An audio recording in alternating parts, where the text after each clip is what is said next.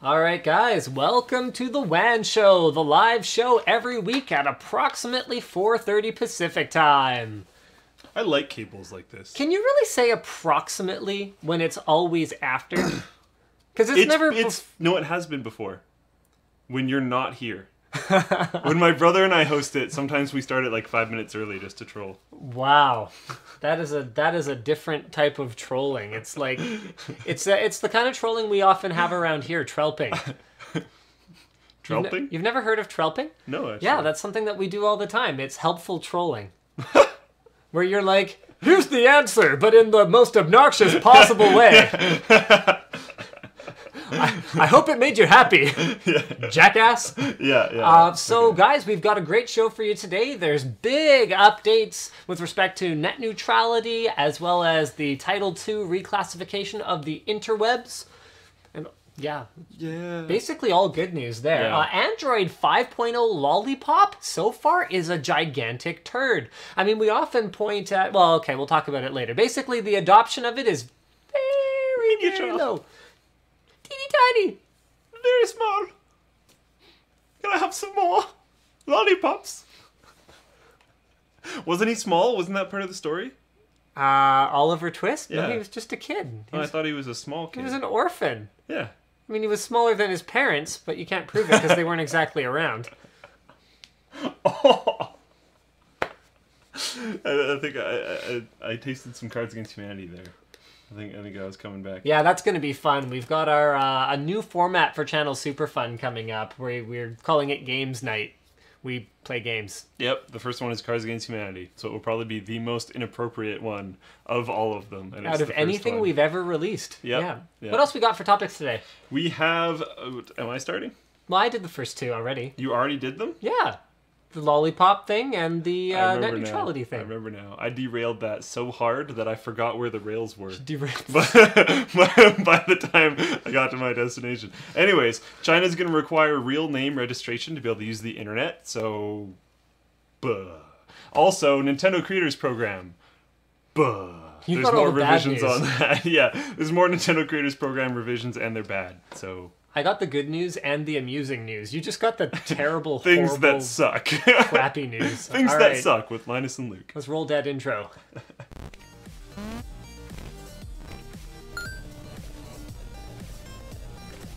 No, you didn't quench hard enough. Oh. I am ready to do this, though. Oh, cool. Usually. And I think it's funny. Our sponsors today are lynda.com. Sex appeal and learning all at the same time. Have they messaged you about that? No, they keep letting me do this. All right. And Squarespace. They have a new slogan. I don't remember what it is, but it's something to do with making beautiful websites. Squarespace. Help you dream with what's his name? Jeff Bridges? Jeff Bridges! I don't think that's it. Also, Massdrop. Get good deals on stuff. And it's, physics, because mass. And dropping things. Which is also physics. Everything is basically physics. Except they would fall at the same rate. Right, which is physics. And not all mass drops fall at the same rate. Well, hold on a second. They won't necessarily fall at the same rate. In a vacuum, they would. Yes. So, if I were to drop But mass isn't what's determining that. That's right. That's true. So the mass is not important. Well, but on their website, more mass does make it drop further.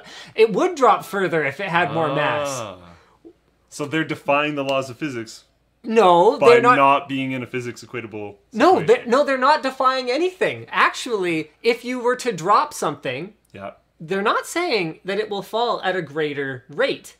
They are saying that it will fall further because the price is lower. So once it hits whatever obstacle it hits, it actually craters further. So the obstacle is actually where the recording starts. Yes. So that's 0. Or even if it wasn't, it would still be lower than the starting point. Yeah. Okay. Yeah. Right? Yeah. Because that works because there's a discount no matter what. The first resistance point could be the first discount. That's right. So where the drop is 0. First discount, and then there could even be a higher resistance point where further discounts are. Exactly. Wow. Okay, so let's go ahead and Hey, okay, let's go into our first topic right early on here, and we're going to try and get this out of the way extremely quickly. We're bringing in, I don't know. People are asking Linda to teach us physics.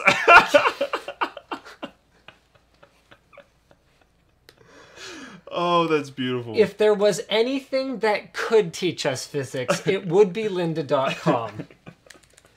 Well, but lynda.com's powers are only so magnificent, and there is a limit. There is a limit to what lynda.com can do. Teaching us physics, I think, falls outside of that limit. Okay, so we are calling in a special guest, Mr. Ryan Shrout, to come in and give us the once and for all Whoa, he's answer. on like his set and everything. He's on his set. Usually he's like shirtless, and I have to crop around his head. Yeah. Hold on, Ryan, don't talk yet. I have to turn you down in the volume thing. Mixer, that's the word. Thank you. Boopity boop. All right, then I have to add you. Add Ryan Shrout. Everyone's saying Linus spec tips. Linus spec tips. Yeah. Oh yes, I am wearing glasses today.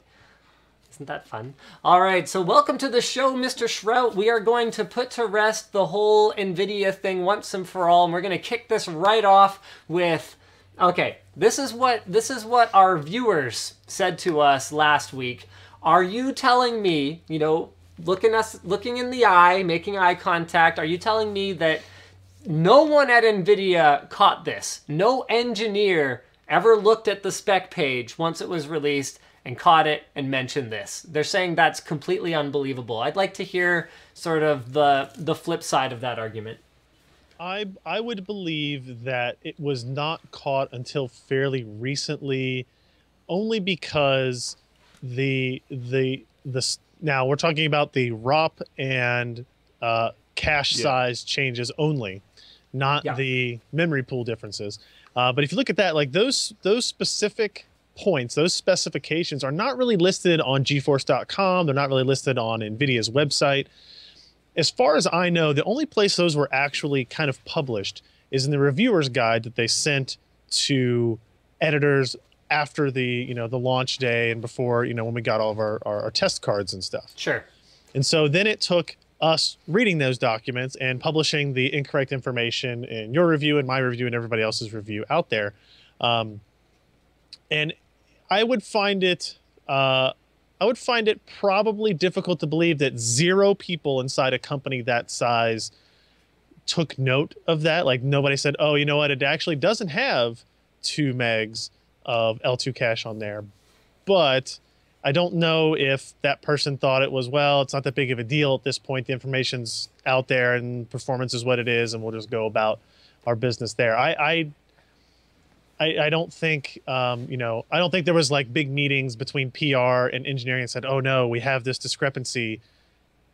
And what do we do? Do we want to hide it and bury it, or do we want to bring it up? And they decided to bury it. I think it was more likely the right people didn't notice and decided not to bring it up to the people that would actually care. If this had been something that they had caught a week or 2 weeks into the 980 or 970 release, I think they would have come forward with that part about it, I think.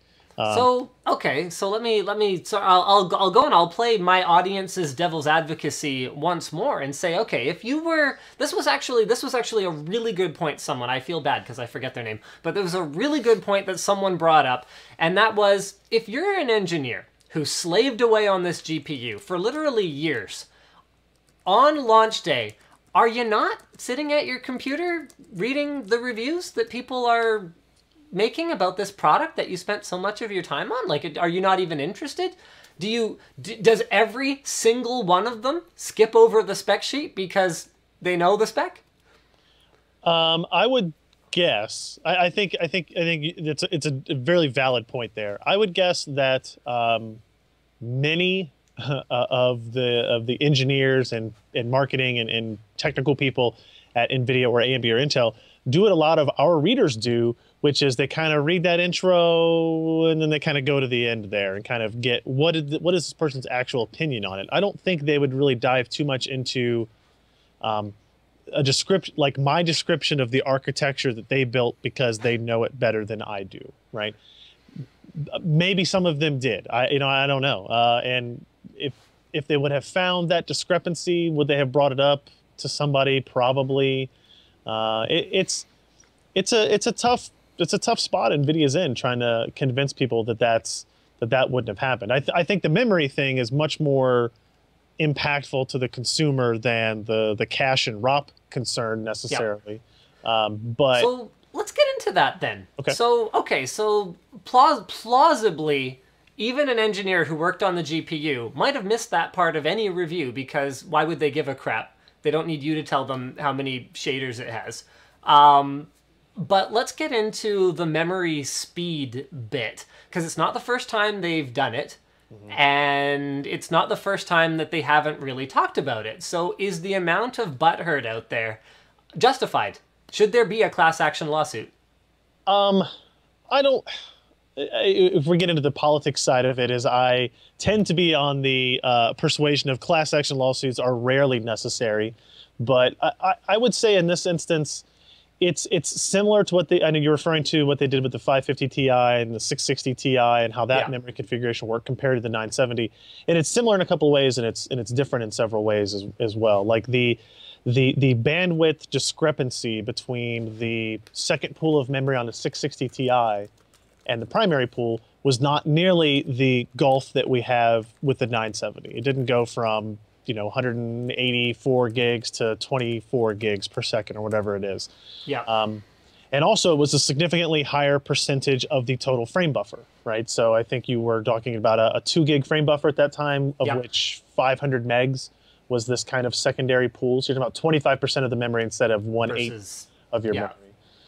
So it's important there. But the internet tends to, as you guys are well aware, make things a little bit more aggressive than they need to be, maybe. They tend to amplify these problems more than they would be otherwise, as the snowball begins to roll and petitions are formed and whatnot. Change.org! Yeah, which was Has it ever changed anything? The most poorly worded petition to actually get something done I've ever read. But It's funny, I haven't read it. I just assumed that there was a change.org petition. No, there absolutely is. There absolutely is. And it was written, maybe by no fault of his own, it was written by a non-native English speaker. So it's kind of like all and it broken up, and it's like, I don't really know what they're trying to tell me, but I know what their intent is. I think it's something that's worth noting, and I think NVIDIA should have, I don't believe that they should have called it a 3.5 gig card, but I think they should have been upfront with the technical media to say, hey, some of this is a little bit different, and we both know NVIDIA very well. They could have made this a marketing positive as opposed to 3.5 gig card with overflow buffer RAM. Half a gig of backup memory. 500 megs of super cache 2.0, whatever crap they would have come up with, right? And they could have done that, and they would have sold it as an advantage. But now you come back and look at it in retrospect, and you can only really see it in a negative light. There's no positive to it. The only positive would be that, this is something that the 500 megs of super cache, whatever you want to call it, is actually only possible because of the way Maxwell was built. If you look back at kind of that block diagram that I think you guys showed last week as well, that the white diagram that shows the different blocks. Had they wanted to do that before, they would have had to disable the entire block. You would have had a 192-bit memory bus, and you would have had 3 gigs of graphics memory. But because of the way Maxwell was architected to be more modular, they were able to disable just that portion of L2 and ROP to kind of help their yields and increase their profitability on the production side. And thus, you were able to get 500 megs more of your primary frame buffer than you would have been able to get to before. And you kind of have this 500 megs that you can access as this secondary portion, I guess. But that being said, it is painfully obvious after everything has gone on over the last 10 days that this was not the right way to do it. And they are, like, somebody sent me a link last week to some law firm that is investigating the plans of a class action, and they of course, just to make you feel only better. Really benefit law firms, anyways. Yeah, as far as I can tell. I mean, but they mentioned me as in their description. They kind of mentioned as quoted by PC Perspective, blah blah blah. I'm like, I don't really want to be involved in this. I don't need any more depositions in my life. I'm good. Yeah, the funny thing about class actions is there was that Intel benchmark one that got resolved a little while ago, where everyone got like $17 or something like that. So the only and it was and you have to go through a filing thing for it and all this kind of stuff. Like, so the only one who benefited, lawyers. Yeah, because most people aren't going to claim it and they're just going to grab all the cash anyways. $17 is actually a lot for one of those if you're like a secondary plaintiff in that. I've had ones from like back in the DDR memory days that are like $3 and $6. Nice. Yeah. It's like I can't imagine the amount of processing and kind of records keeping you have to have for that many people to be sent $3 checks that I then have to go through the process of cashing or depositing, and it's, you know, yes, the lawyers end up on the high side of that. The intent, obviously, to take the lawyer side is to kind of inhibit other companies or this company from doing that same thing again. Sure. Right? It's more of a punitive it'll hurt side. Them. Yeah. It just doesn't really benefit consumers. It doesn't end up benefiting the consumers other than... Unless that injury placed on the company benefits them in the future. But they're not getting benefited for purchasing that item. Yeah. Yeah. I don't think you're going to have a lawsuit that credits everybody that buys a 970 with 1/8 of the price of the card, or or upgrade everybody to a 980 or whatever. Yeah, I've seen people asking for that. How do you calculate worth as well? Because memory isn't 100% of the card, so 1/8 isn't actually a proper. Sure. Yep. Yeah. Yeah. Okay, so then the other thing that I wanted to bring you on. Oh, for those of you who don't know, this is Ryan Shrout from PC Perspective. I realized I never really introduced him. We just kind of brought him on and started talking about the 970 VRAM gate issue. So. Welcome to the show, Ryan. Thanks. Hey, it's glad to finally be on here. Thanks. Like, we were recording all that previous stuff, right? Because it was pretty good. So jumping forward to the other thing, I've got my NVIDIA sweater on, by the way. I don't know if you noticed. I did. Yeah, I'm messing with everybody because I'm gonna go and play devil's advocate against NVIDIA while wearing my NVIDIA sweater. That's like my objective on the stream today. I'm just kind of having fun with it. I got a really fun email from someone about how I'm an NVIDIA apologist, and there was some terrible punctuation in the email. It was pretty funny. Apologist and unapologetic are so overused now. Oh yeah. Oh my god. I'm an NVIDIA misogynist. Unapologetically behind this. Well, shut up. We got more than my fair share of those comments as well. If you look through those couple of stories from last week, but I did do that. So let's move on to the G-Sync one. G-Sync without a G-Sync module. Do you realistically think now that okay? Here's the $1 million question. Are we heading towards a future where a monitor has the hardware in the same way that a motherboard has a PCI Express slot? So where the monitor has the hardware to realistically operate perfectly with FreeSync or G-Sync, and it's just going to come down to the monitor manufacturer to certify or not certify with a given maker. Is that where we're headed? I think that's where we're headed. Yes. I think the real issue here is when is that going to occur, right? So the kind of controversy around the G-Sync thing was that, well, at first the guy claimed that he hacked a driver to make it work when that wasn't really the case. But the insinuation was that, oh, look, G-Sync modules are never really required. You could always just do this. And that's 100% not the case. Like if you look at desktop displays that exist today and that have existed for the past year that G-Sync has been around, you could not do that with currently shipping scalars and currently shipping, display connection standards. But remember when AMD, like I think it was October or November of 2013 when we were out in Montreal and NVIDIA demoed G-Sync for the first time, that next January at CES, AMD had a laptop and they said, oh, look, we can do it too. And they showed a demo of a variable refresh screen. Not to me, because I'm not one of the cool kids, but whatever. Hey, that's you take that up with them. I try not to take the blame for that one.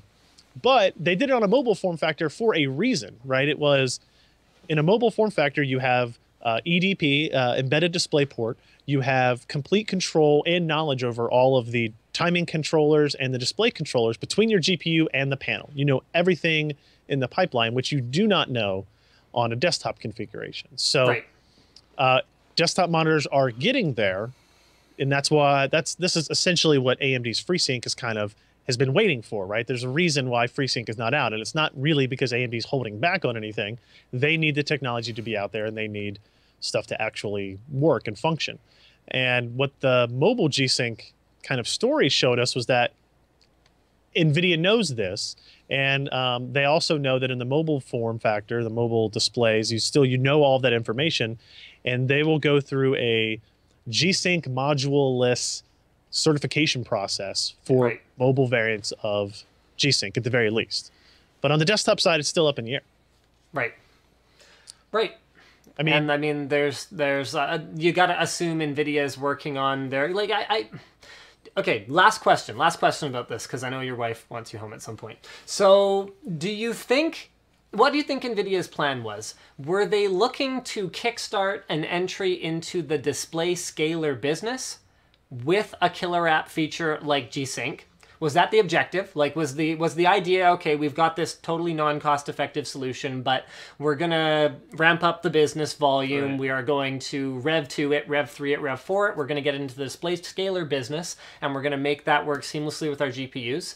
Or, flip side, was the objective to actually have an exclusive feature, and they just didn't think that AMD and the scaler manufacturers would get their crap together so quickly?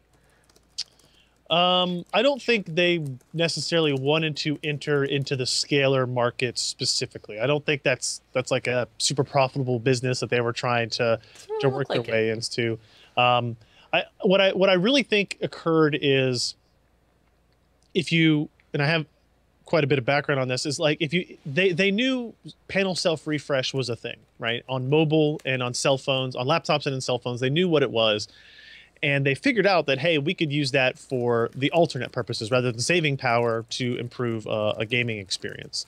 And in order to do that, they wanted to be first to the market with it. They didn't want to have to submit a standard to Visa and wait for it to be approved, and thus AMD and Intel and NVIDIA all be on the same pathway, right? That nobody would have any particular advantage. So they went through with developing the logic for it, working with partners to make the displays, and kind of integrating it first, because they wanted to be the one kind of pushing the variable refresh technology forward, which they clearly had done. As much as AMD deserves credit with Mantle for pushing the development of DirectX 12, NVIDIA deserves credit with G-Sync for pushing ahead adaptive sync and DP 1.2a plus and all that, right? Right.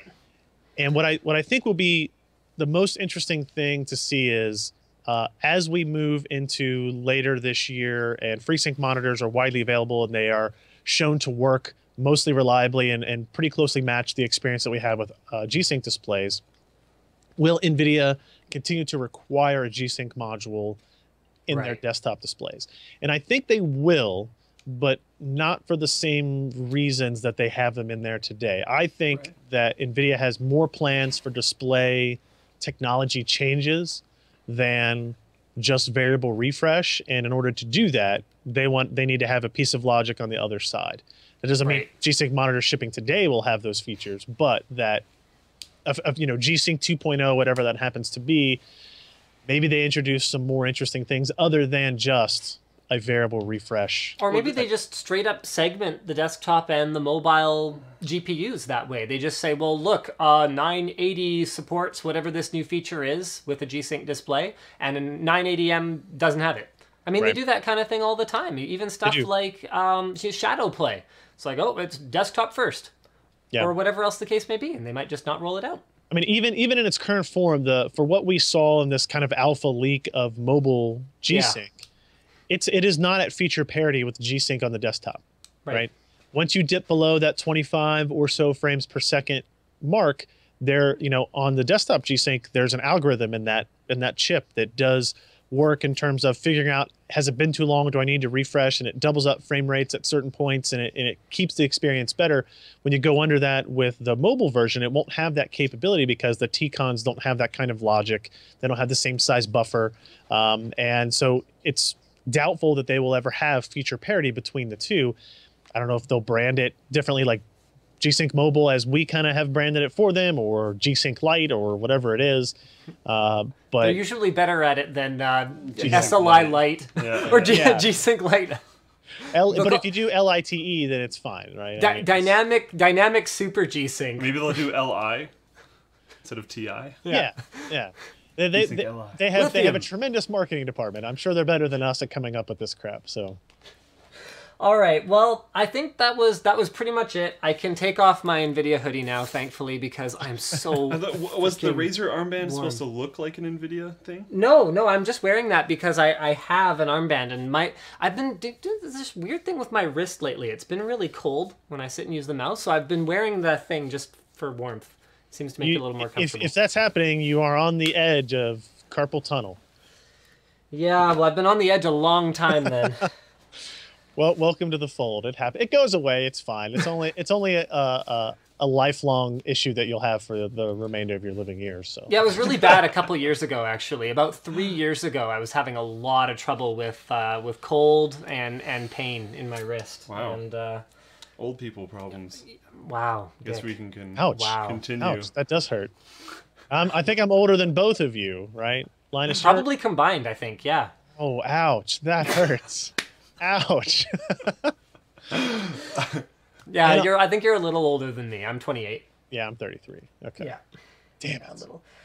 All right. Well, I think I'll let you get to your thing. I think I had said we'd kick you off at 5. We're also dropping frames on the stream that I think are due to the video call right now. So we got to let you go regardless. But are you hitting that 3.5 gigabyte frame buffer limit, and you're going into the secondary pool of memory? Maybe is that? It's much slower. Slower.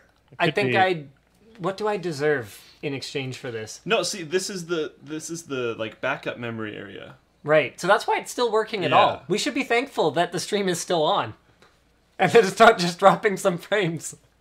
This is the wait. No, I don't have my shill sweater on. There, that's much better. Memory boost 2.0. Now it's like a shill shawl, right? Yeah, it's like shill scarf. Nice. As long as it doesn't turn into like a shill noose, then we're good. All right. So. Before I go, plug before you're into your show, go ahead and plug our YouTube channels and websites and everything, so we can get all that. Do that now. You want me to do it? All right. So PCPer.com. That's where you want to see all the stories on the 970 issue or the mobile G-Sync. We've got that there.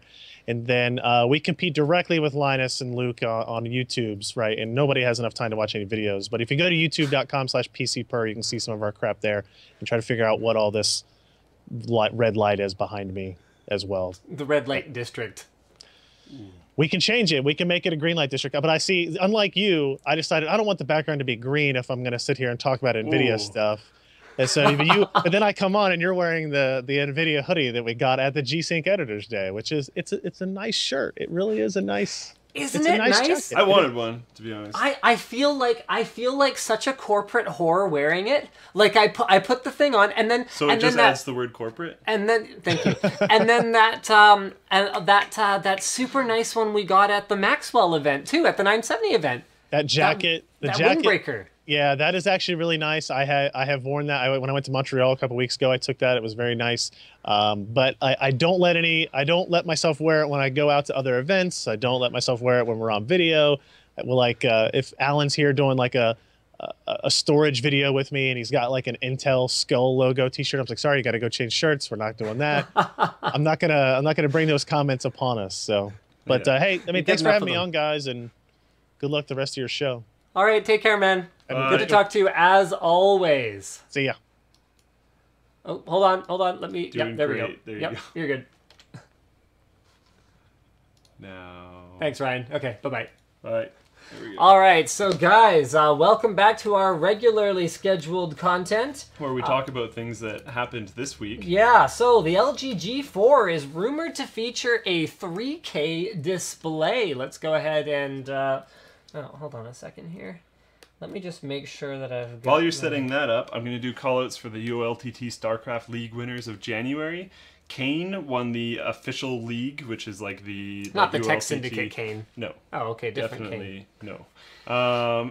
Kayn won the official league, which is like the ULTT members league, and Commander Fett won the public league, which is the best score against the public. Okay, that is... What is going on here? I don't really... Oh, I know what the issue is. The issue is that my My screen sharing is no longer working. Is the AverMedia plugged in? Yeah. Did it fall out? Okay, so source. Do you want me to try a different plug? We can try again. Could it be a USB compatibility thing? That's not it. I straight up don't understand what's going on here, so we can remove that, and then we can add camera, and it will be correct. Wow, I love this show. Okay. So let's go ahead and... The WAN show, where we talk about things that happened last week, carpal tunnel, being old, and we don't prep things. Yeah, so the LG G4 to feature a 3K display. This is rumored. It showed up in some of the specs. The rumors also point to a slightly smaller 5.3-inch display. It'll be 1620 by 2880 pixels, which would be a pixel density of around 626 pixels per inch, which is very impressive and completely unnecessary. The G3 had a 5.5-inch display and a 2560 by 1440p screen, which resulted in 538 ppi, and that was already kind of ridiculous. It went from 538 to 626. I already straight up couldn't tell. I don't have terrible eyes. I'm wearing glasses this week, but my close-up vision is just fine. And it doesn't make a difference past about 1080p, and now going past 1440p, it definitely doesn't make a difference. What I would like to see instead is higher density displays in other form factors, most notably on the desktop, because the issue, actually, this is something I talk about in our XPS 13 review. So that display is also a 3K display, and the notebook is also available in a 1080p version. Dell quotes the 1080p's battery life as 25% higher. Again, you can force a mobile screen to be smaller. Smaller? Well, you're talking about laptops. On phones, you can force different resolutions. Oh, yeah, no, that's fine. I just mean the additional power required to drive all these pixels is something that I don't know if I necessarily agree on with a mobile device, because, and it should be noted that on the XPS 13 2015, that's a lot of numbers, the 1080p models also tend to have lower spec CPUs, so there's going to be some savings there as well, and Dell is obviously just approximating. You know, these higher power models get about this much less. So it's 12 hours on the high-end one and 15 hours on the low-end one of rated battery. It's a very significant difference. Yeah, actually. And I got to look at it and go, well, hold on a second. Like, if we just didn't worry so much about all these pixels that, especially on a laptop where you're running Windows 8 and scaling is a complete disaster, just doesn't make a ton of sense to me. Mm-hmm. All right, Microsoft now pays AdBlock Plus. Are you posting this? One thing we really need to remember with this article is that AdBlock Plus is not the same as all the different versions. Yeah, there's of AdBlock Plus, other things that block ads. So this is specifically AdBlock Plus, who we've given a hard time to on this show in the past about the whole mafia style. Yeah. You get paid for security or whatever. Yeah, protection money. Yeah. But it looks like Microsoft, Google, Amazon, and Taboola are all paying to have advertisements go unblocked on their websites for users that are running AdBlock Plus. So I don't know who they're trying to make happy here. Obviously, their users are not going to be super thrilled unless their users are those users who are only trying to block malicious ads, for example. Yeah. And if the idea was, okay, you know, a site like Microsoft.com is probably vetting the the ads, making sure that there's no malicious code in them. If the idea is they're kind of going, okay, yeah, you're paying us for the service of validating that your ads are not malicious. Okay, I've had enough devil's advocate. This is such nonsense. Yeah, it's kind of ridiculous, but I kind of think they're all ridiculous, so I don't know. I'm kind of surprised. Like, I don't know how much exactly they're paying, but I'm kind of surprised these big companies are actually paying for that. Well, the way that the whole program works is much smaller websites, like very small websites, don't have to pay. I think they just submit They just submit an application to be whitelisted. Yeah. Whereas much larger businesses are intended to pay. And you could and I guess Microsoft is probably doing it for MSN.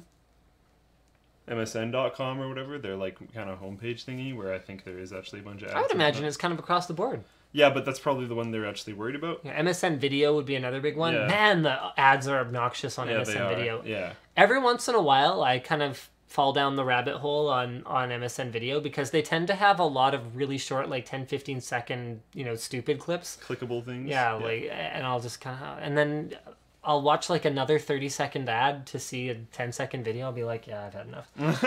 And then that saves the rest of my evening. Time Warner Cable. This is actually a great article. This was posted by... Oh, we should go back and... Extremely QWERTY Warrior. Unsurprising. Sorry? Keep QWERTY Warrior posted the 3K display one. Good Bytes posted about AdBlock Plus. And this one is from Victoria's Secret. Do you want to go ahead and post this in the chat? Sure. Time Warner Cable's 97% profit margin on high-speed internet service exposed. Actually, the digging that was done by the author of this article is not particularly deep. I mean, all he really had to do was look at some of the numbers that they are providing us on the telephone and on the voice side of things and some other stuff, and then kind of reverse engineer the numbers for high-speed internet. And it raises some really interesting questions. If they're making 97% margin, so he worked it out and he figures, where is it? Their average subscription is $43.92 per month, and their average cost is $1.32 per month for the service that they're providing to that customer. And he raises some really interesting questions. How did no regulatory body ever look at this? Yeah.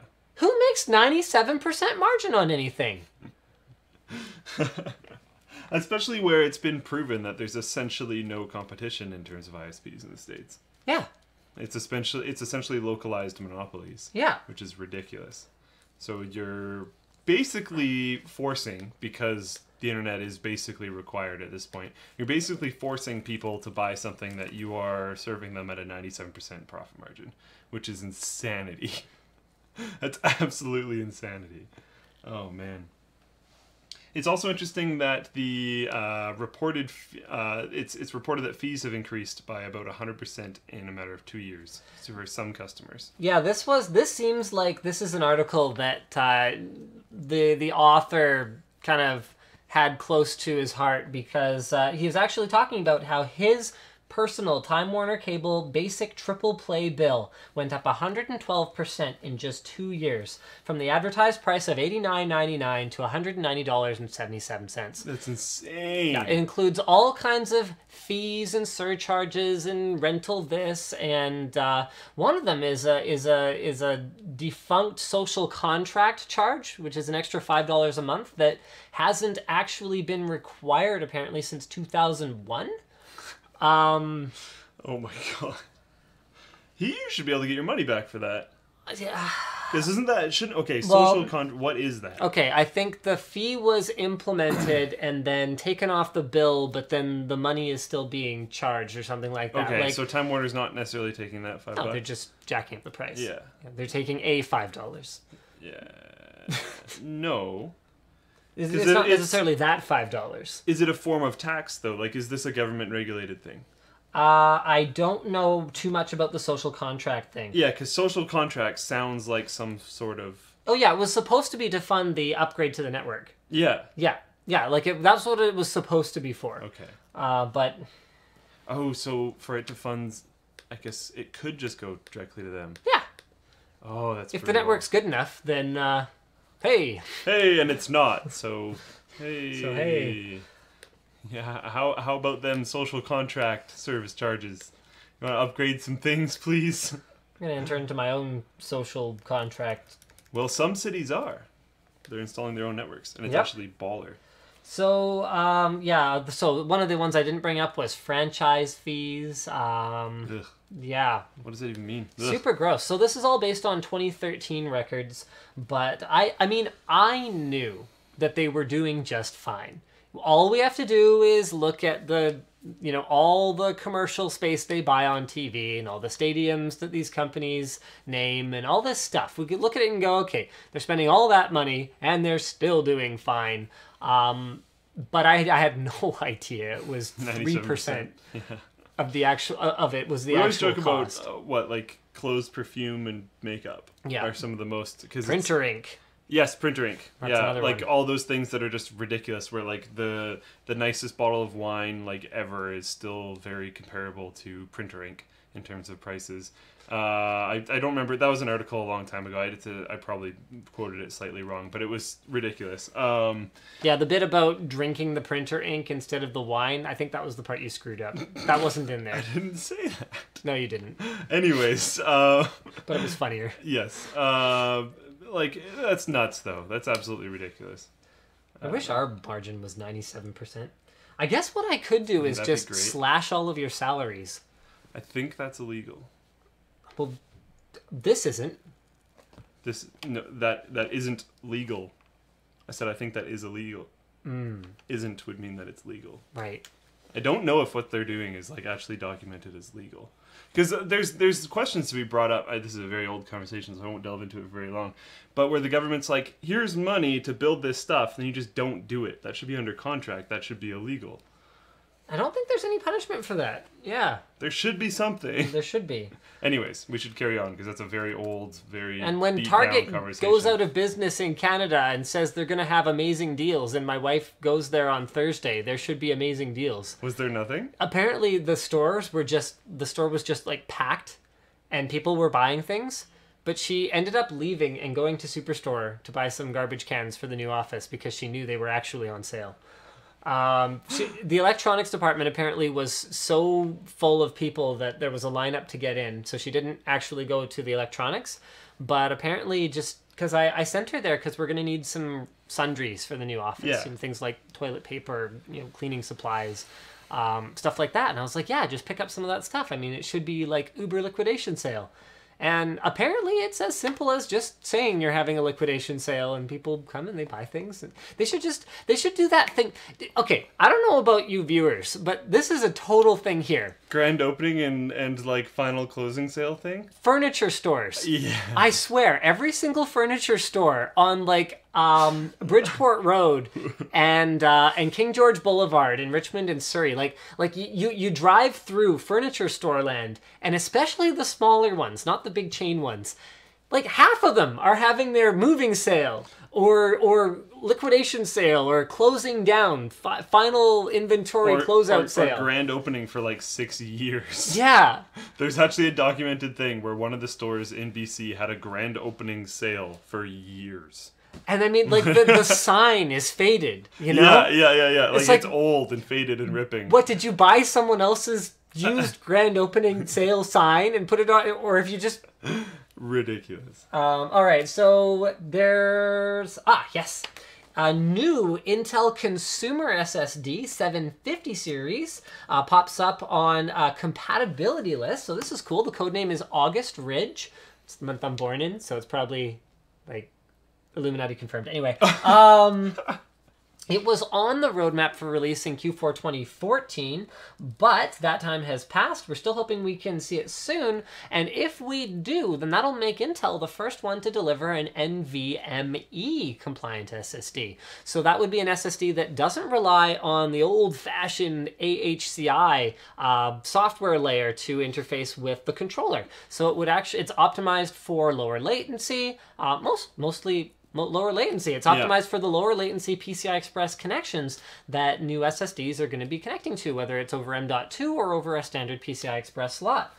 Capacities will be 180, 240, 360, 480, and 600 gigs. And, yeah. That's, honestly, there isn't a ton to say. I'm excited to see them in person. Faster SSDs are good. Yes. For lots of things. Yes. I mean, here's something you might not even consider. You know, if your SSD in your laptop or your phone is much higher performance. Okay, phone's a bad example because we're not getting this in phones. But on your laptop, is using PCI Express bus and is using NVMe. The faster it can complete any transactions that it has to, the more it's sitting there idle instead of working. So as long as we get nice power efficient, super high speed SSDs, it's kind of like how faster Wi-Fi actually benefits more than just, there's less stuff sitting in the air, essentially. That's right. That's right. It makes everything else that's on that network faster because you're not using up as much airtime. It's good. Yeah. Sony has sold Sony Online Entertainment. I'm actually kind of surprised they sold it, especially with the timing, because H1Z1, despite the highly controversial launch, actually seemed to be doing pretty well. Well, okay, launch into early access. Sorry, I keep not posting links. I keep forgetting to say who posted I've posted all the other ones. It's me and King Cry for the last two, posting them on the forum. Thanks, guys. This one is King Cry. Is that even proper terminology now? Because that wasn't even a real launch, was it? I'm pretty sure H1Z1's still in early access. I think so, yeah. But then people were like, oh my god, the servers aren't good enough, because early access literally doesn't mean early access anymore. You just buy the game. You just bought the game, you're playing the game. Anyways, dumb. But yeah, apparently the company that bought it, which has a terrible name of Daybreak Game Company. Well, no, that they renamed it to Daybreak Game Company. Yeah, which is bought terrible. by... it was bought by like a holding company. Columbus Nova. Yeah, New York-based investment management firm. But Daybreak Game Company? Really? They make games until they work until so late at night the sun comes up. That might actually be true if you're a programmer. Yeah. So maybe not that far from the truth. Actually, maybe it's the best name for a game company ever. I just didn't like that they're called Game Company. I don't know why. I'm sure there's other ones out there called Aren't we called...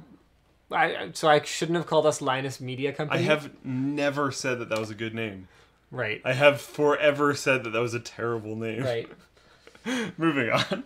What did you want? Like dishwater reg? Anything other than Linus Media Group. Anyways, they're looking into... They said that they want to fully embrace the multi-platform world in which we all live. So that's bringing up theories that they're going to bring H1Z1 to consoles, which is probably not too surprising. And mobile... You just said H1N1 to consoles. Did I? Yeah. Hopefully. We're bringing viruses to consoles. H1Z1 is what I meant to say. And apparently they're interested in possible mobile crap in the future. So nothing was interesting for us. Not all mobile stuff is crap. Square Enix keeps remaking Final Fantasy for mobile. Those are good games. Pokemon Blue is a mobile game. Bam. No.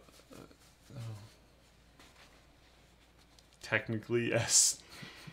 Not the mobile I'm currently talking about. You just got trashed, son. But technically, yes. That is not wrong. Okay. Oh, this is a moving shame. on. This was posted by Good Bites. This is brutal. This is like I'll post it in the chat. Right. This is like a supreme ouch moment. Yeah. So you know how? Oh, you're posting the broken ones. Let me do the posting. Fine. This is great. So. Oh, it broke again. All right. Please stop breaking. Doop doop doop doop doop doop doop doop doop doop doop doop doop doop doop. And bippity boopity no. Okay. I don't know. Oh, can they hear us? Yeah, that's not what I meant to do. Now we're really big. Hi everyone. Yeah. This is a fairly large area that I've always been really big. Larger than the area that we normally are when we're showing the screen. Now we're gone. Covered. You know what's kind of fun? It's solid. You know what's kind of fun? Just start talking. Go. Just go.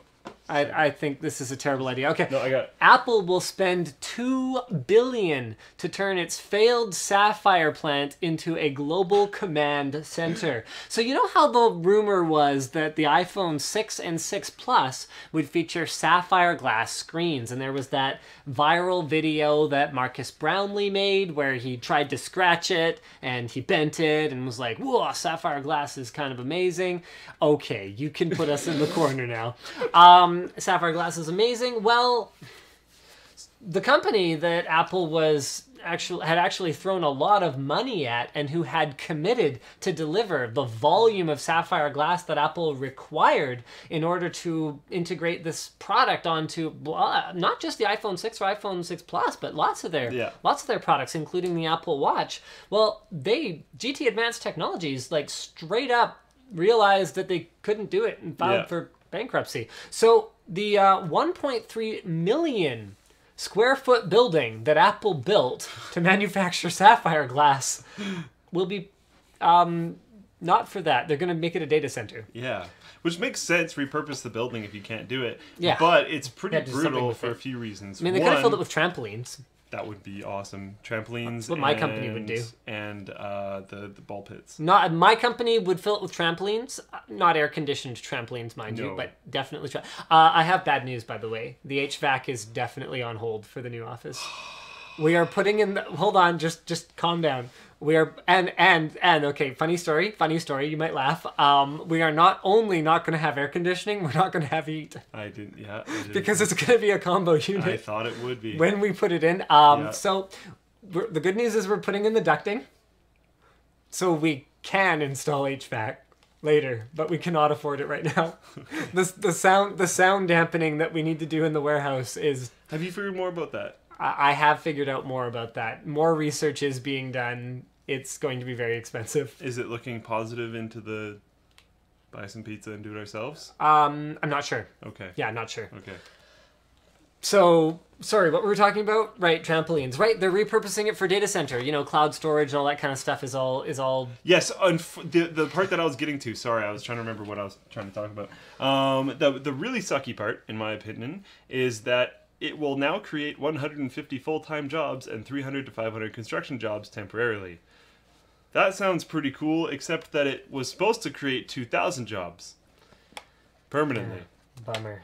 Now it's 150. That's a nasty drop. It's one of the largest investments Apple has ever made.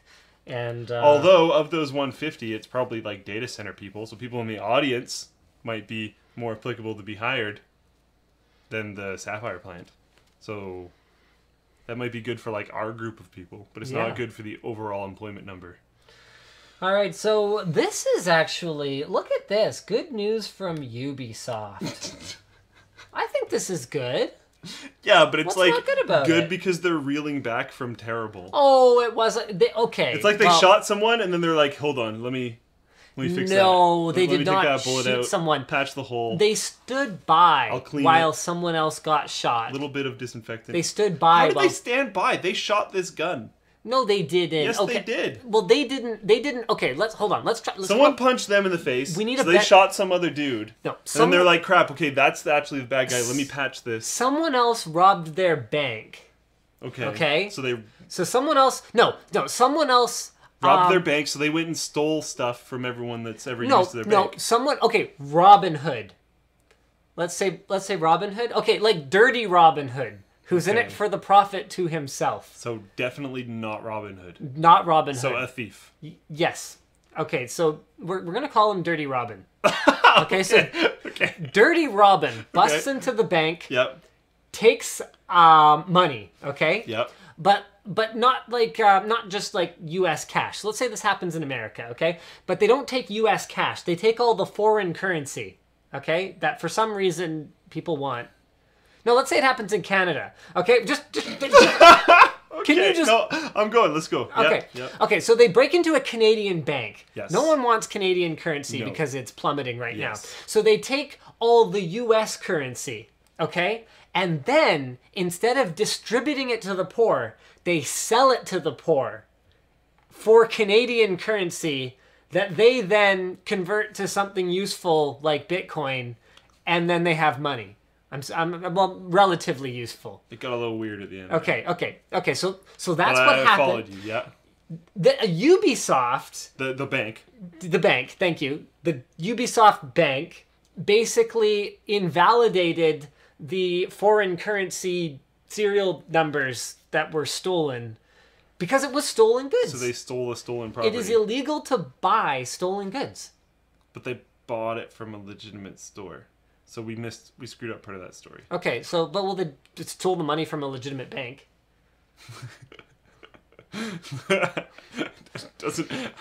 wasn't commenting on that at all. I was just saying we missed the part where like they sold it to a store that you would normally buy legitimate things from. Mm-hmm. So the people that bought it, no. The people that stole from the bank. A bank with a store in it. Oh, I see what you're saying, because they're not buying the money. Yeah, no, you said they sold the money. Yeah, they sold. Well, they exchanged the money. So they were a bank. Okay, so a bank stole money from a bank and then sold it to other banks, and then people bought it from the... Yeah, and then they canceled the bank money. Okay, you know what? Why don't we just... So basically, Ubisoft is reactivating Far Cry 4 keys that were invalidated due to... Okay, you know what? Why don't you just do this? Because apparently I can't handle it. Okay, so I'm so lost now. I actually had I had everything for the story ready, and now I'm just screwed. Essentially, there's a whole bunch of keys stolen through apparently G2. Or a whole bunch of keys were sold through G2A, which were stolen or something from other online retailers or whatever. So Ubisoft just went brah and like canceled everyone who had bought it from other retailers. Although I don't think that's actually a proper general statement. It's said in the article that way, but I'm pretty sure Steam ones weren't canceled, and that's technically not Uplay. Right. Okay. So I don't really... Can you even buy Far... I remember... Didn't we buy Far Cry 4 through Steam? We did. Yeah, we did. Yeah. But then I don't even remember... There's something weird going on with Uplay and Far Cry 4. I don't remember how all that stuff went down. But anyways, a lot of keys got invalidated because they were stolen, or they were assumed to be stolen, or whatever, even if they were purchased from sites that would traditionally have been seen as a legitimate way to buy things. And G2A has, I think, some form of protection or something, so people that got that are no matter what being taken care of, people that didn't are like probably being taken care of, and right. I don't know, their angle is super weird. But yeah, then Ubisoft went like, okay, I think we need to like invalidate the ones that we think are currently stolen but not necessarily activated, and let people play that actually paid for it at some point. Okay. Yeah. Okay. So they're like kind of trying to fix it here. So Ubisoft got screwed over actually. Yeah. Pretty hard. And then they retaliated heavier than they probably should have in terms of saving face. Right. So Dirty Robin took their stuff, and then they basically strung up everyone he sold it to from a tree. They did like the superhero recovery mode, which is where like they destroy half the city while trying to get the villain. Right. Yes. Okay. Speaking of which, we had this conversation the other night. I am like so excited for Incredibles 2. Yes. I know it's like not even close, and there aren't even like teaser trailers yet, but there's nothing we can show you. This is not an article. Yeah, this is not a thing. I just should be a really good talking about it the other night. Yep. Speaking of things we were talking about the other night, we actually have some sponsors for the show today. Look at that. Lynda.com. You can learn it. We've actually what's really sexy? Intelligence. Yes. That is a great point. So, Lynda.com, increase your sex appeal in actually, it doesn't even take like any period of time, because you can start learning on Lynda.com within like minutes. You go to Lynda.com/WAN show for a free 10-day trial, and then once you've had your 10 days of unlimited free knowledge, well, I shouldn't say unlimited because there's 24 hours per day, so you get 240 hours maximum of time to watch video content. Unlimited within the realm of your internet buffering speed. So, I mean, unlimited within constraints. We're giving a better term of unlimited than ISPs and cell providers do. Yeah. So I think we're being pretty fair about it. Yeah. At least it's unlimited in the amount of time that exists. Yeah. So unlimited access to Lynda.com for 10 days. You can learn all kinds of great stuff like coding, digital photography, business, which we've had quite a few people suggesting that perhaps we take some courses on in the Twitch chat here while we were discussing Dirty Robin and whatever else it is we were talking about. So guys, thanks to Lynda.com for sponsoring the WAN show. We've also got Squarespace as a sponsor this week. Squarespace. So why do you have to bring up that song every time? Because I didn't know a single lyric when we sang it. I know. You didn't do your pre-show prep, and now you're rubbing that in my face like I did something wrong.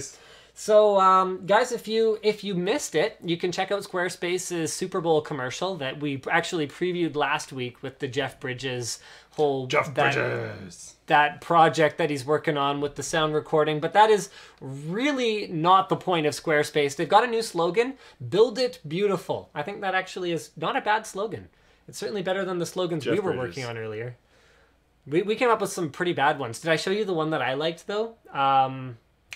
It was We Tech Things Seriously. Yeah, I like that one. Yeah, I thought that one was pretty funny. We have some other like really terrible punny stuff.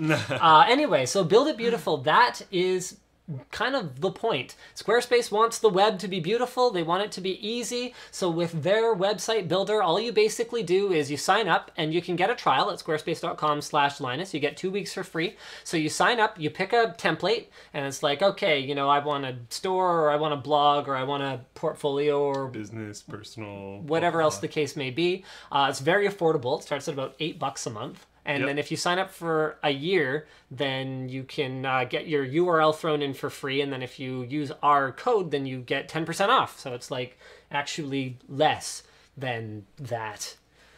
Hooray! Hooray!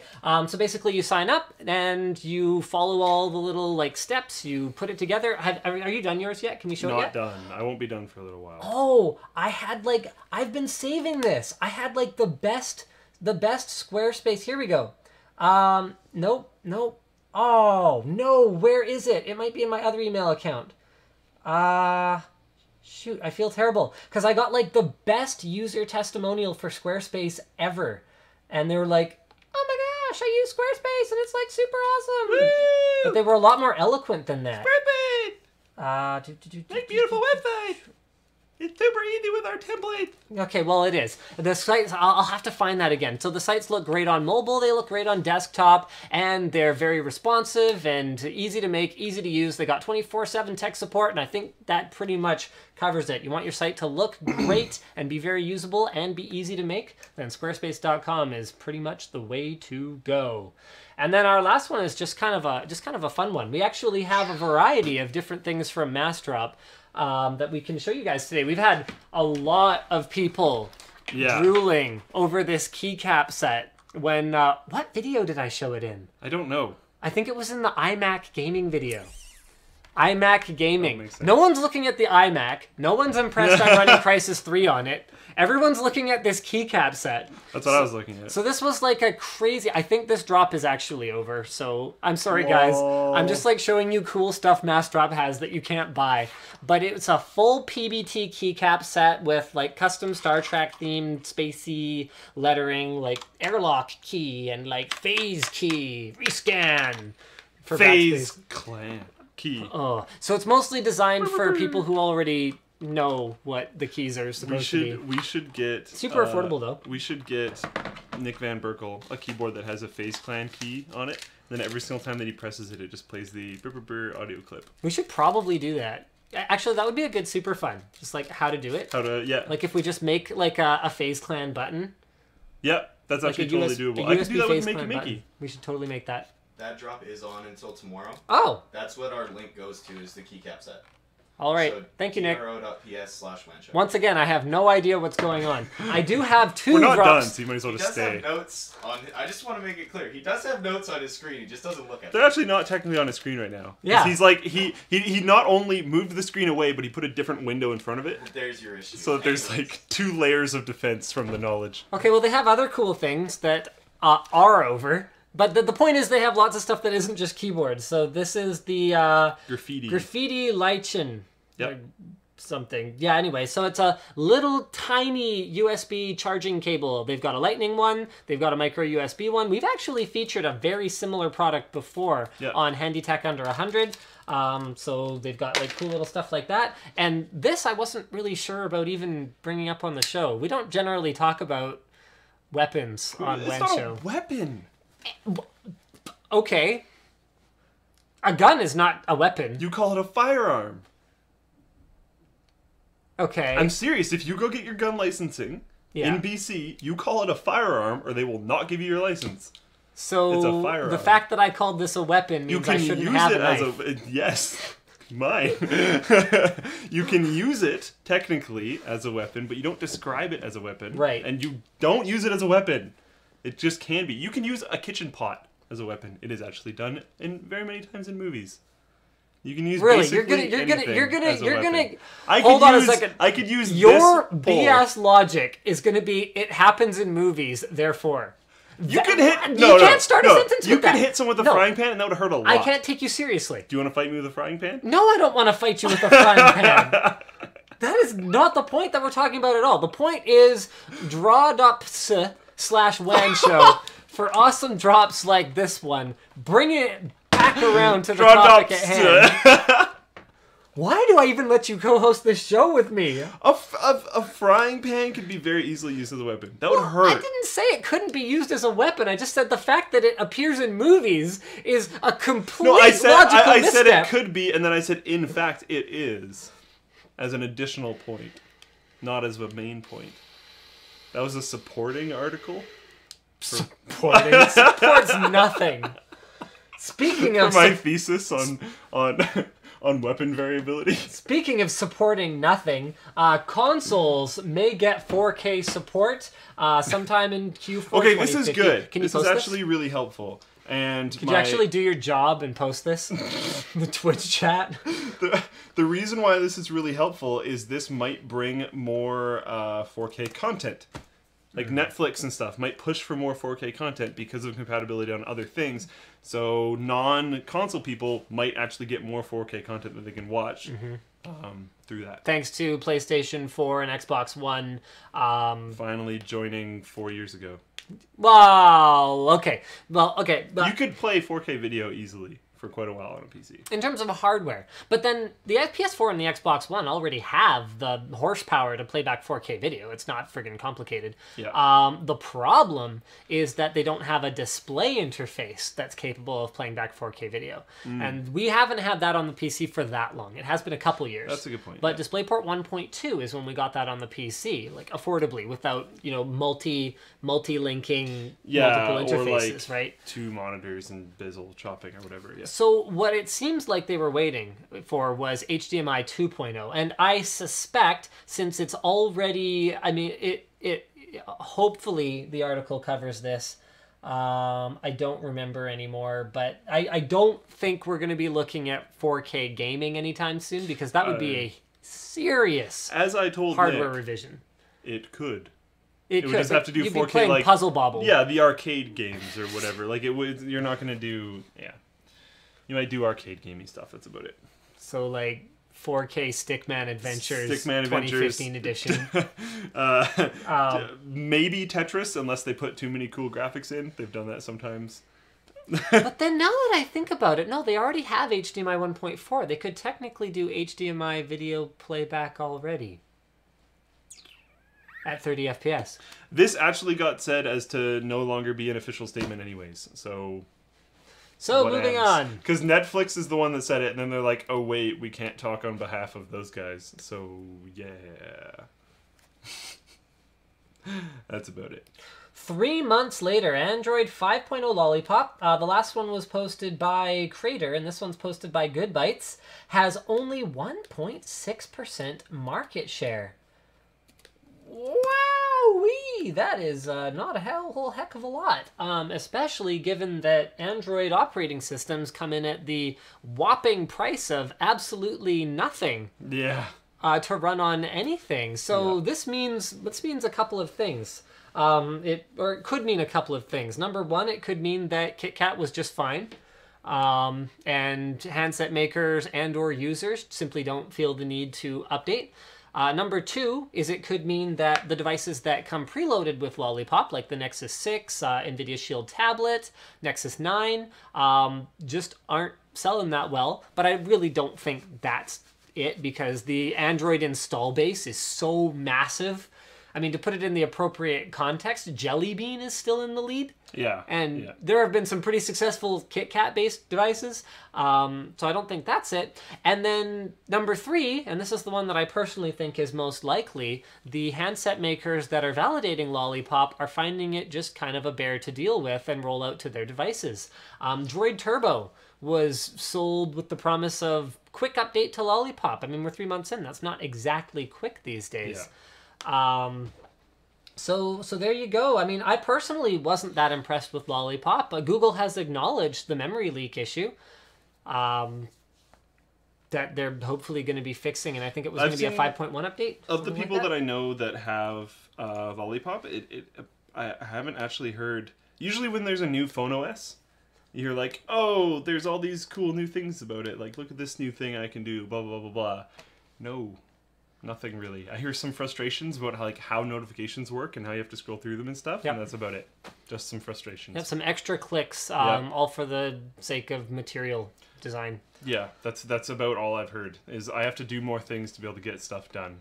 The thing that really annoyed me most, and maybe this is petty because Brandon doesn't seem to care, he's running a Nexus 5 with Lollipop, is removing the dividing lines between all the characters on the keyboard. Yeah. Why do you need to do that? Yeah. Don't. Why? Don't you have better things to do? SwiftKey?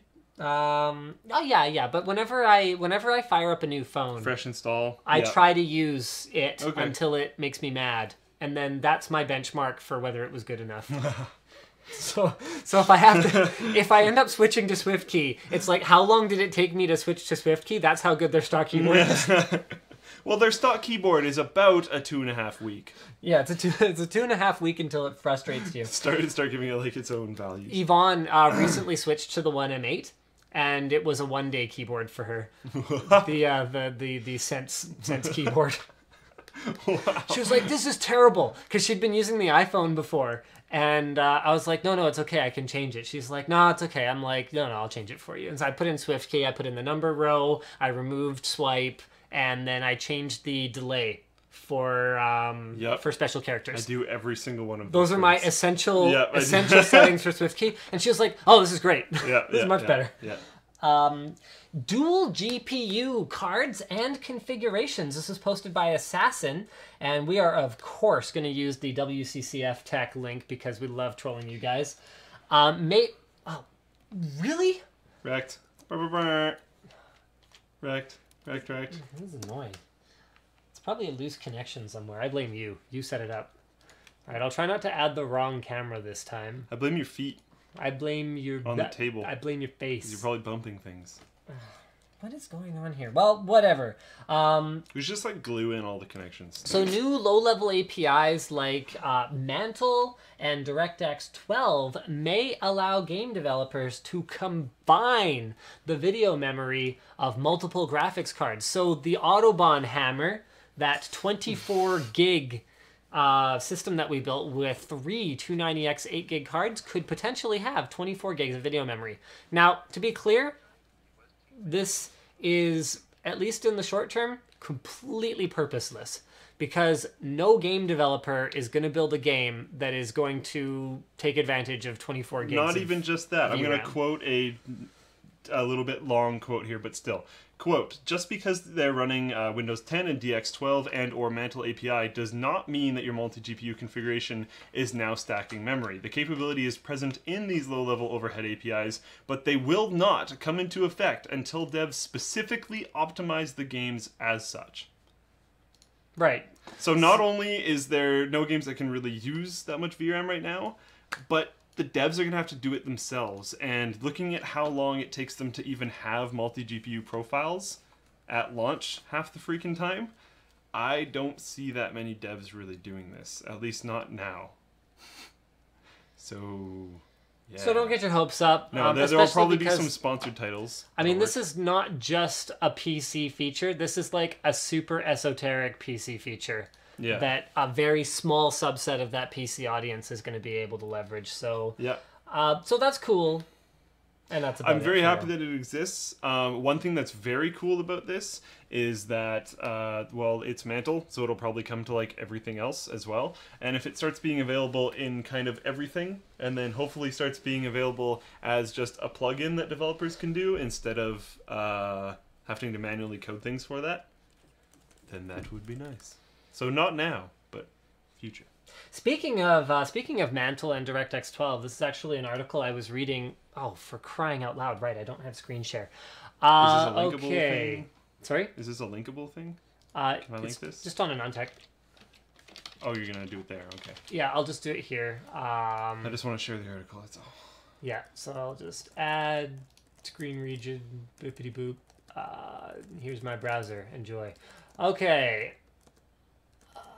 There we go. The DirectX 12 Performance Preview, AMD, NVIDIA, and StarSwarm. So Ryan Smith over at Anantech put together some explanations of blippity bloop. You can read all that if you want. Here's the StarSwarm demo and the test, and here are the results. So on cards that support DirectX 11, 12, and Mantle, we get to see all three results. And for cards that don't support Mantle, NVIDIA cards, we get to see DirectX 11 and 12. So GTX 980 gets more than a doubling in performance, moving from DirectX 11 to DirectX 12. And we've also got on the AMD cards, DirectX 12 and Mantle performing within spitting distance of each other pretty well across the board. Mantle winning in every case, but definitely within spitting distance, yeah.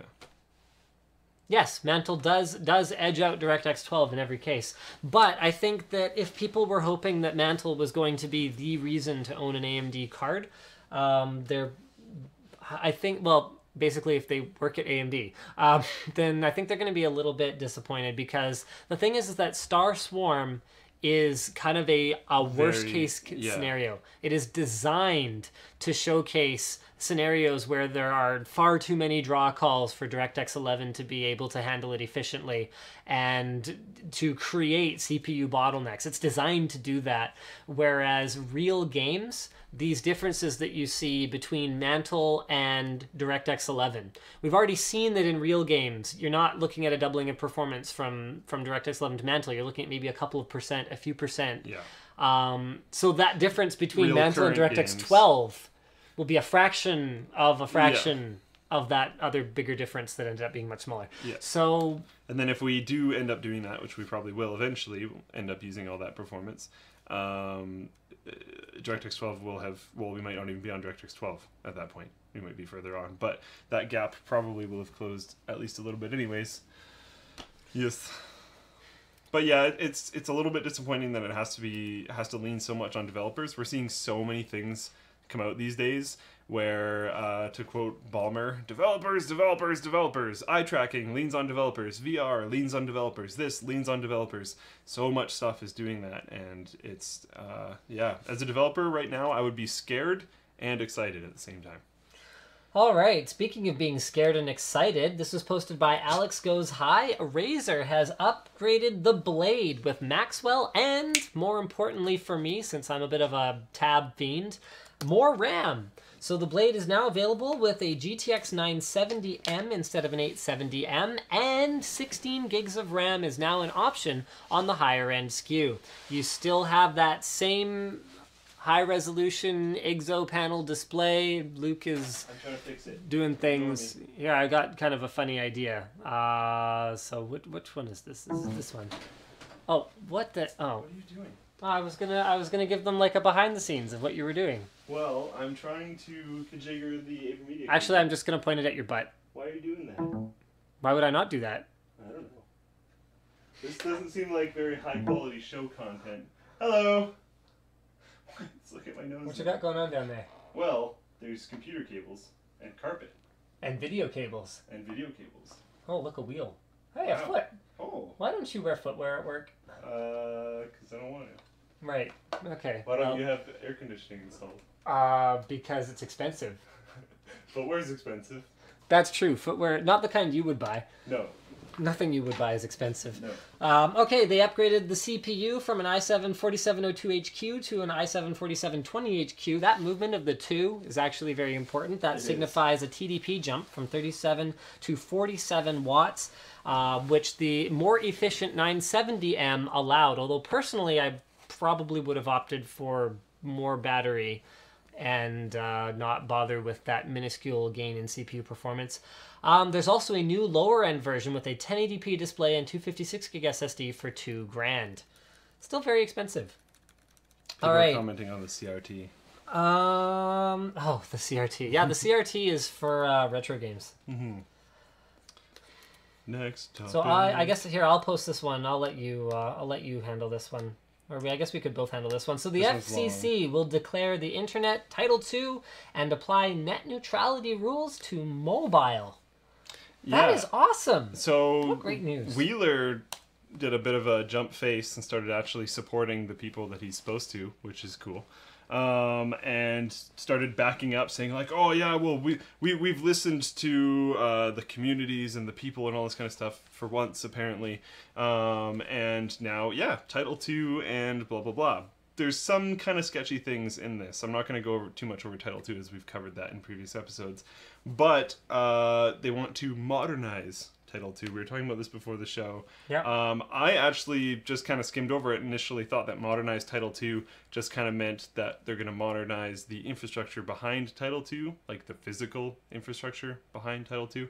Apparently they might be changing kind of how it works, but a lot of it should be in terms of where's his exact wording for it? Tailoring it for the 21st century in order to provide returns necessary to construct competitive networks. So yeah, we're talking about the physical infrastructure changing and the rules of Title II altering to enable that to happen.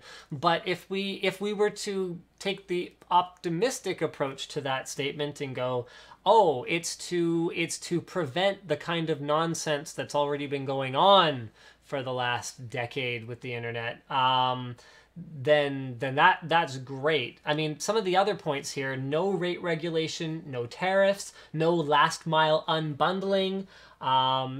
This means the action we take will be strong enough and flexible enough not only to deal with the realities of today, but also to establish ground rules for the as yet unimagined. The internet must be fast, far, and open. This is the message I've heard. If we're to sort of believe all of this, then this is incredibly good news. It seems like too much of an about face for it all to be positive. I feel like there has to be something, and I'm worried about that. That could be my pessimism coming out, but I mean, the theory is that the FCC is supposed to be on the side of the consumer. But they, haven't really shown that until now, which is sketchy. Yeah, I gotta wonder, was he keeping quiet just because he didn't want to shake the boat yet, and this was the plan all along? I mean, he brings up, I don't think this is in our notes, but it was in the article, but he brings up a company that he used to work for that got Control F. The Nabu. Yeah. I think it's called Nabu. It is in the notes. Is it? It tells the story of Nabu, the home computer network, a competitor to AOL, a startup that he was the president of that failed because networks acted as gatekeepers. So, I mean, was he on our side all this time? I don't know. Don't really think so, but maybe. Didn't look that way. No. Speaking of not being on our side, this was posted by Powder Banks. That last one was from Smitty She, and the previous one was from Alex Goes High. And then the previous one was from Assassin. Well, we didn't do any for a bit.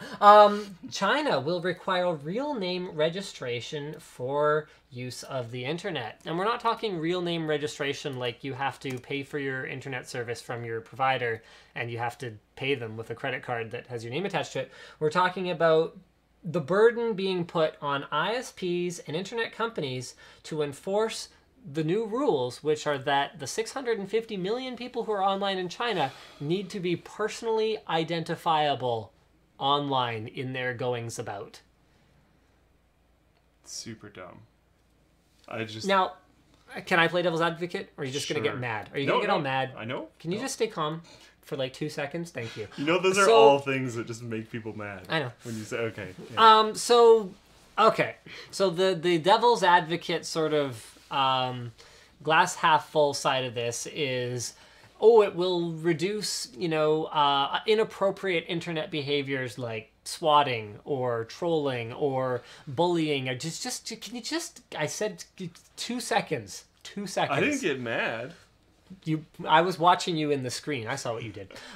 So let me take so notes on this that being identifiable online will lead to more personal accountability for one's actions when they go about their business online. That is the devil's advocate sort of version of that. Now, what I actually personally think is that it's not going to help with that at all. I mean, there are sites and there are communities where they have tried to enforce people using their real names. Didn't seem to help a whole lot with Google Plus.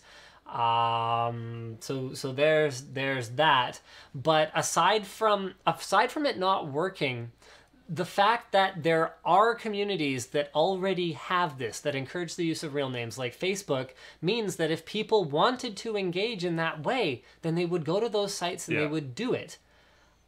This way, we're not giving people a choice, and it feels less like a benevolent sort of nod to, high school kids who are getting bullied, and more of a way to keep tabs on what people are doing and what they're saying. And in the context of someone's being a dick to me on Twitter, I guess, I would probably like to know who that person is so I can call their mom so that I can be like, yo, do you have any idea what your little crap of turd of a son just said to me, or daughter, whatever, gender equality. Girls can be rude online too. So that side of me is like, yeah, this is great. But the flip side is, what if someone lives in a country where they're oppressed for their religion or or anything else about them, and they can't find other people, they can't find support. That's a huge problem. Or if they need to speak out against their government online or get access to news sources that are not censored by their local government. I mean, having anonymity as you browse the web is incredibly important. Can I talk now? All right, get all mad. I'm not getting mad. You said, because you devil's advocate and then you went back, which is weird as a devil's advocate. Well, I didn't say I was a good advocate. You fought against yourself for way longer than you fought for devil's advocacy. You were like, here's some small points, now I'm going to destroy myself. It's like, okay, sure. You said less swatting and less trolling. I think those are specifically totally wrong. I think there'll be way more swatting. Because swatting is anonymous for the person that's doing it. Unless it's not. And if every internet user was identifiable on every site that they're using, right, you could pick up a phone. But if you pick up a phone, then that's tied to your landline. I'm assuming any regime that's requiring you to register online probably knows you. There's always ways to file anonymous that's true. Information. Anonymous information. And that's how, basically... Okay, swatting, bad example. Online bullying, though, perhaps. Online bullying, yes, but Real this could bullying. pull more bullying and more trolling into the real world, which is a lot worse than being bullied and trolled online. Not that we're saying online bullying isn't real and isn't a problem. No, but saying I'm going to punch you in the face and actually punching someone in the face are very different things. I would way rather someone goes, I'm going to punch you in the face on a keyboard and then finish the game we're playing in and go on to other matchmaking instead of having them go kabam in real life. Right. And now, obviously, not every time that happens is it going to happen. But when people can't vent their frustration in that way, it might happen more in the real world. This is actually something that's been happening in terms of studies with violent video games a lot. Which is where a lot of people can use it as a venting mechanism instead of actually doing it. It reduces violent crimes by a lot. Where you can play like GTA and just do stupid crap and then go play golf afterwards in GTA, is actually helping reduce a lot of the violent, crappy things you might do in real life because you can vent. It's an interesting idea, and if you're removing all of that, that's actually not a good thing. I'm not advocating for trolling on the internet. I think trolling on the internet is stupid. The amount of crap that happened on the forum over the 970 thing was ridiculous and totally not okay, and I lost a lot of respect for a lot of people on the forum, but I'm happy that wasn't a whole bunch of people standing in a building fighting each other. Because that would have been worse. I don't know. This is fairly straightforward stuff. I don't know. All right, so let's move on to something that's also fairly straightforward. This was posted by Nine Shadow on the forum. The Samsung Galaxy S6 chassis has been leaked, allegedly. It looks like it's going to have an all-metal, non-removable back. Appears to look fairly similar to the iPhone 6. I'd love to show it to you guys. Actually, Galaxy S6. Here we go. Blah, blah, blah, blah, blah. Chassis leak. Okay. Blah, blah, blah. Okay, let's go. Come on, Forbes. I hate that thing. Continue to cite. Here we go. So here's the article from Forbes where they're showing how very Apple-like the alleged Galaxy S6 chassis is going to look. That is very... They're going to get the pantsuit off of them. Yeah, that seems very possible. So let's go ahead and tuck that away for now. Tuck? Yep. I think there's a reference there that I missed. A few people will get that. So it's going to use glass material on the front and back. Some of them are apparently going to have like curved screens, like curved edge screens, and some of them are not. Samsung Pay is said to be embedded in the phone. Good luck with that, Samsung. Might be based on magnetic emitting that mimics your credit card, so not NFC. Potentially accepted in 10 million points of sale without retooling existing machines. I still wish them luck. Although Apple Pay is apparently only available in 200,000 spots. For me, it's more of a trust issue and less of a like trusting the technology. Apple does a good job. Yeah, no, I hear you. Yeah, completely agree. Apparently, the rear will be non-removable. So, as much as the S5 was not a huge success for Samsung, and I think that's kind of putting it lightly, I think that taking away the things that made the Galaxy S, things like removable battery, is probably not... Like, I don't see an iPhone 6 clone being a way to win new customers. And I don't see taking away the things that sold your phone to someone else a generation or two ago being a way to retain your existing customers. So I really have to wonder what exactly is the plan here right now. Or if it's real. Or if it's even real. Yeah. Could be totally fake. So there's that. I really wonder. Sometimes these things are freakishly accurate, so it could be right, but it's more often than not. Really close. Yes, more often than not. Yep. This is really, really close. I have to clarify something. I think a few people in the chat thought I meant that people attacking NVIDIA on the forum was super bad. I wasn't talking about that. I was talking about personal insults going to each other. Yeah, we don't want members fighting. We don't care if people are upset with NVIDIA. That's like a rule on the forum. You're allowed to attack companies. Where's You're my not allowed NVIDIA to attack shill sweater? members. Bring back the shill sweater. So you can attack Linus on the forum for wearing a shill sweater. Because that's fine. But you can't attack Linus for... Well, actually, you can attack Linus. I'm kind of fair game. That's what I'm saying. We don't count. We are members, but we don't count. You can attack us, and you can attack companies, but don't attack other members of the forum. That's not a thing. If you disagree with what they're saying, use an intelligent argument to talk about how you disagree with what they're saying. Or better yet, don't reply. No, because there can be a discussion. Well, first the intelligent argument. Yeah. Then don't reply. Yeah. If they seem to be stuck in their troll. ways. Yeah. Yep. Yeah. Recognize when people are trolling you. Like this right now. Yeah.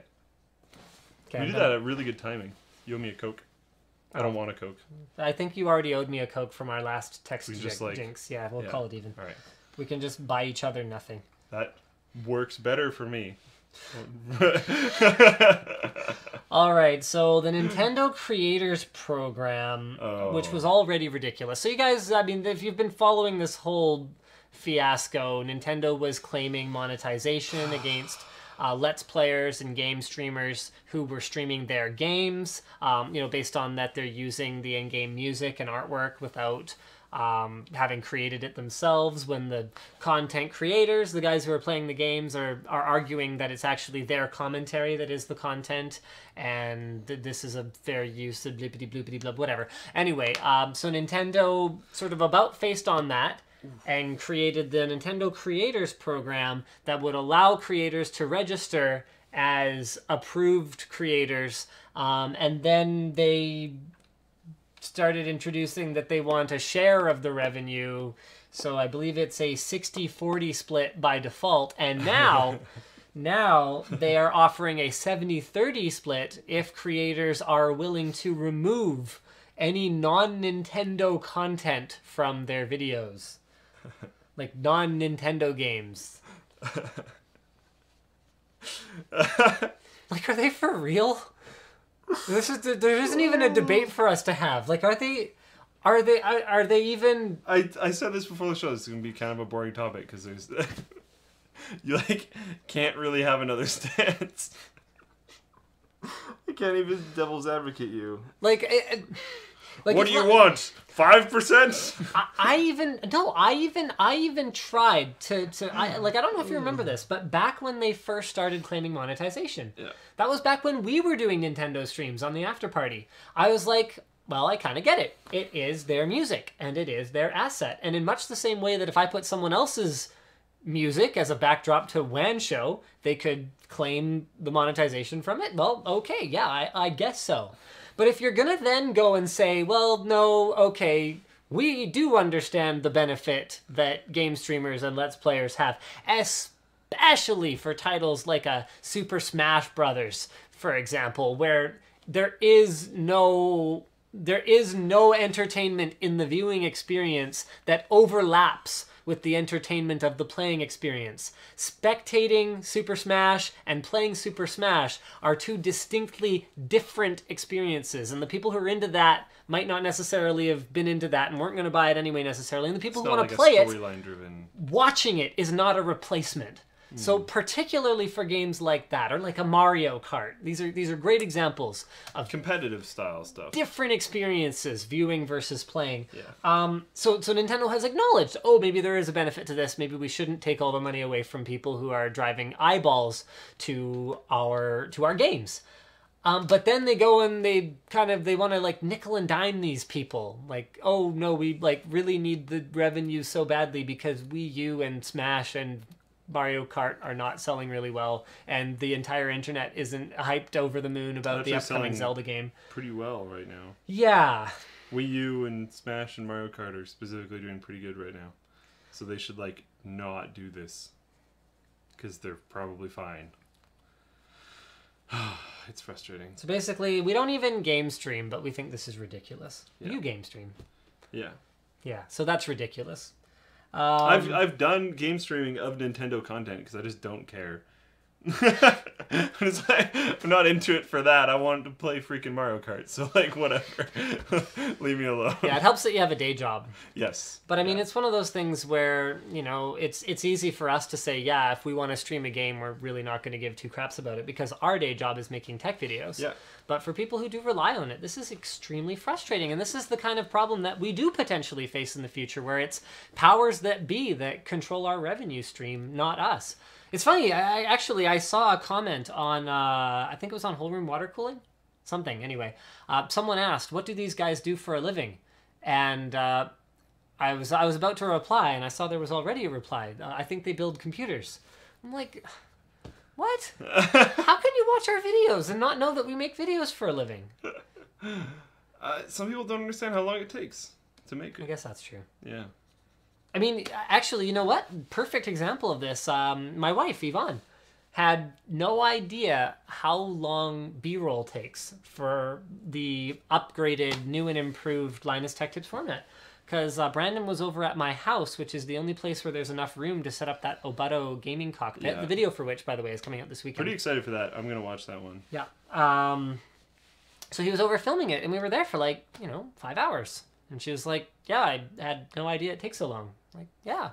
And the editing takes even longer than that. So there's pre-production, and then there's actual filming, which is actually by far the shortest part. Yeah, scripting, writing, editing, testing things, yeah, learning B-roll, about the product, yeah. B-roll. All those things take a lot longer than me standing there and reading off a teleprompter. Nick testing the actual video, setting it live at the right time. Yeah. The forum topic. All that stuff. There's tons of things. All right. Well, I think that's pretty much it for the WAN show for tonight. You guys are awesome, and we thank you for watching. Really hot in here. I know. It's getting hot in here. So turn off all the streams. Clothes. I am getting hot. I will take my clothes off. And then their monetization for the stream was stolen.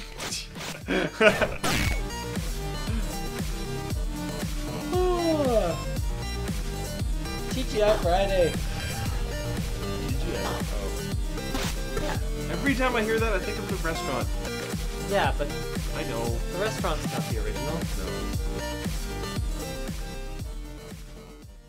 No. Massdrop your Squarespaces with knowledge. Learn about how things fall. I'm just gonna cut you off.